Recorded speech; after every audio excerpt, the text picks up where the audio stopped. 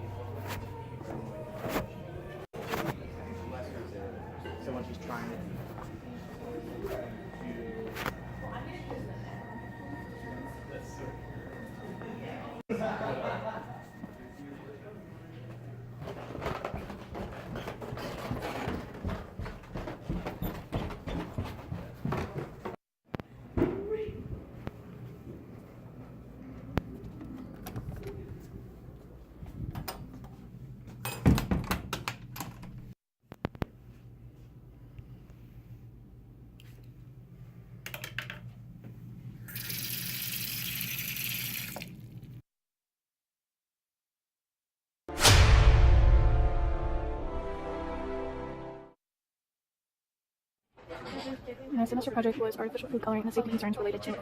The topic is important to me because I believe it is a violation of human rights to have the government allow people to be exposed to unsafe materials, especially when where they are unsafe. I really want people to realize the potential for exposures to artificial food dyes, and they can be found in the most unexpected places.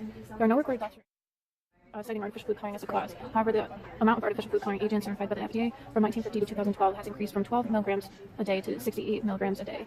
And over the last century, they've been found to be riskier than any other category of food additive, with more than 16 already banned for causing cancer or organ damage. 90% of all the dyes used are red 40, yellow 5, and yellow 6, all of which have been found to cause hyperactivity, allergic reactions, and tumors. There's also been a rise in ADHD diagnosis rates from 6.3 to 9.9.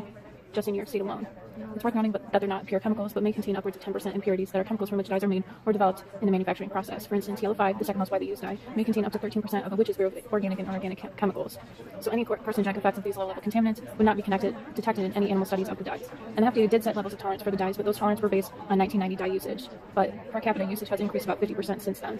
So relating the 5 E's to my research topic, education, a lot of the funding is being used to study and document the risk involved with synthetic dyes. Some of the studies haven't been conclusive, but the FDA in the U.S. doesn't necessarily back the claims of unsafe effects related to food coloring. Improvement to this element of prevention, there should be more of a push to use the information found in different countries to educate the public of the U.S. A potential health collaboration on an international level, by releasing accurate information to the public, they can make more informed decisions on their consumption. Enforcement-wise, FDA sets the guidelines for legal regulations in the U.S. Since they don't want to admit any danger, the safety risk cannot be formally enforced in any way. There have been multiple attempts through various organizations and petitions to push the FDA to set stricter guidelines for colorings, and they have listened to some of these cries, meaning around 16 color additives. But this element could obviously improve by examining some of the studies from different countries and implementing them into the U.S. In terms of engineering, there's a large potential for the new technology to extract natural color agents instead of the synthetic ones to add them and affect their interactions with food, because it may be different than their synthetic counterparts. There are even studies on possible health effects of naturally derived colorings, and more money should be set aside to explore various options of naturally based food colorings. And with an increase in engineering efforts, more options would become available for safer food agents, as well as options that may improve health.